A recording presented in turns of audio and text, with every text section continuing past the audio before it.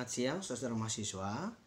Kita jumpa lagi dalam mata kuliah Sistem Politik Indonesia. Oke, minggu lalu kita sudah belajar tentang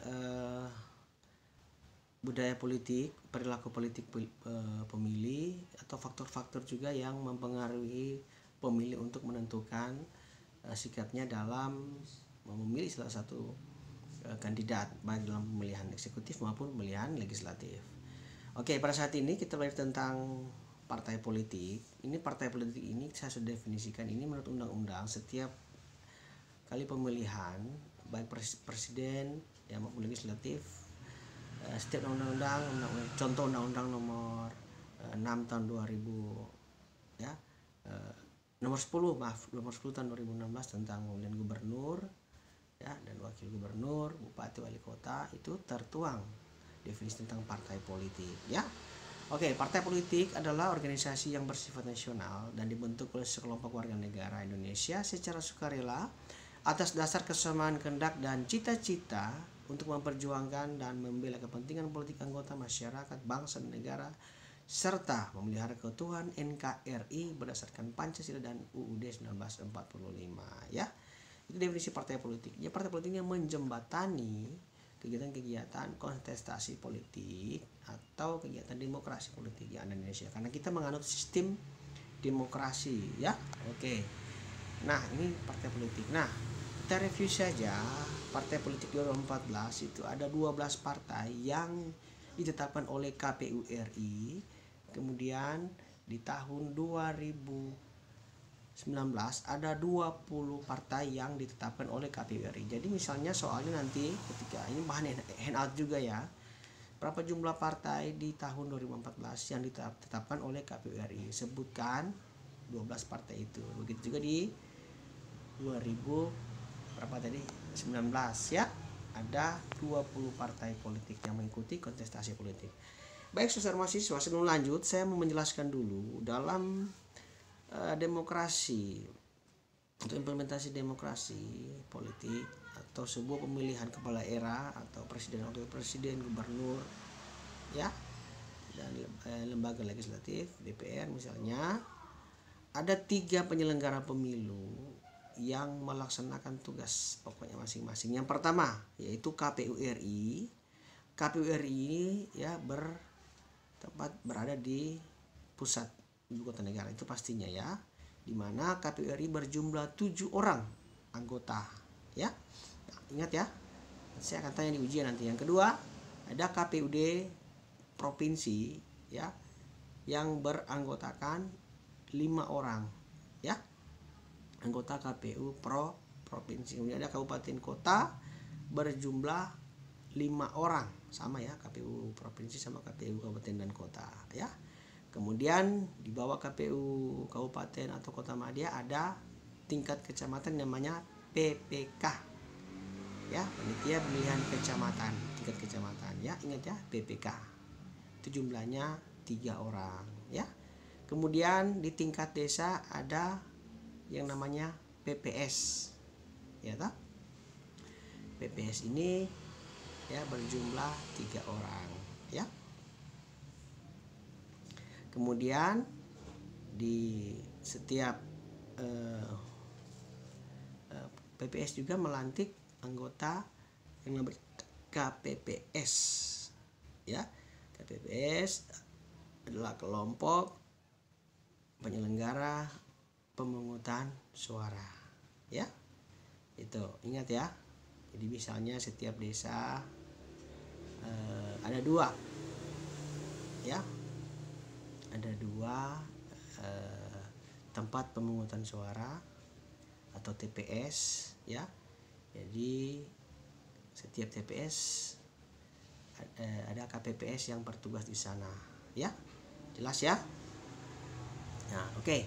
Kemudian tadi KPU ya secara hierarki ke bawah. Sekarang Bawaslu ya, Bawaslu RI, Badan Pengawas Pemilihan Umum ya. Ini tugasnya mengawasi ya kegiatan-kegiatan tahapan-tahapan dalam pemilihan umum ya. Kemudian tingkat jumlahnya KPU RI ada 5 orang ya.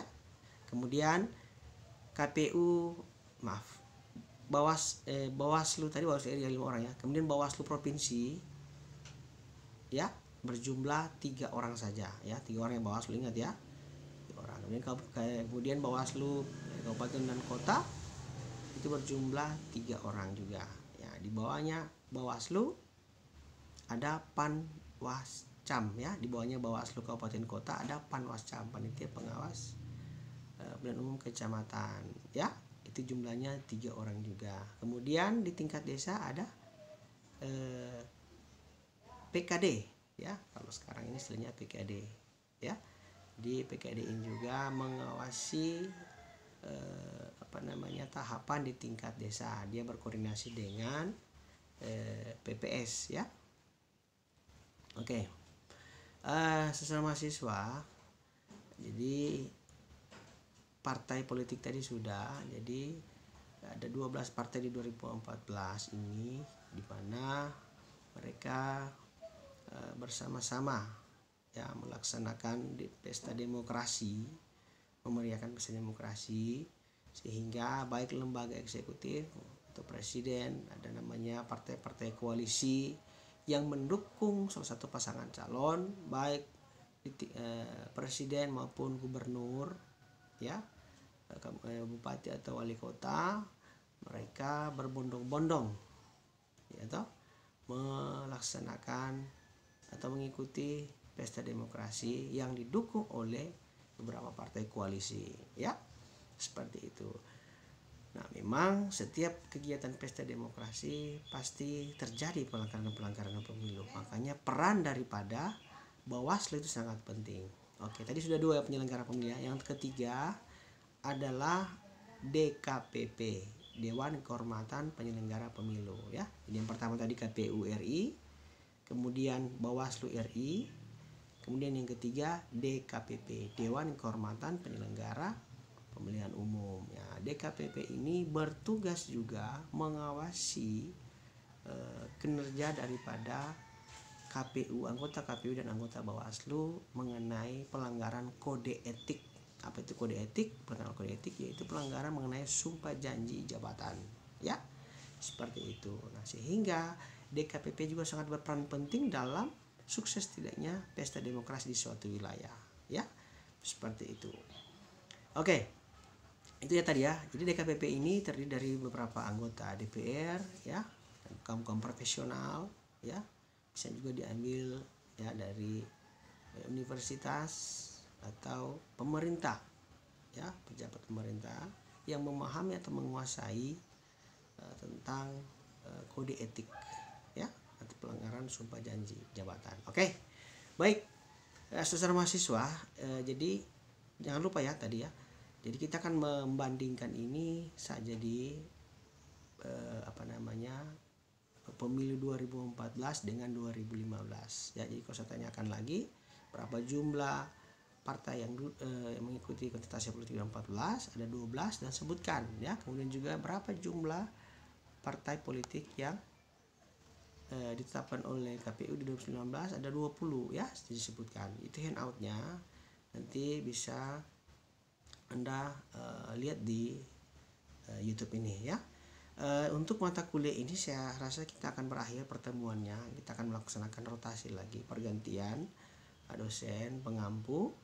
Mungkin saya di minggu ini sudah selesai karena kita mungkin ujian itu di bulan Desember ya. Jadi minimal ya pertemuan kita 6 sampai 7 atau 8 pertemuan. Yang penting bahannya kita sudah bisa berikan ya sebagian besar kepada saudara-saudara mahasiswa. Nanti bisa juga Anda cari literaturnya atau referensi di tempat-tempat lain ya. Oke, saya rasa cukup. Nanti ada bentuk pertanyaan, silakan Anda sampaikan di grup. Oke, terima kasih dan selamat siang.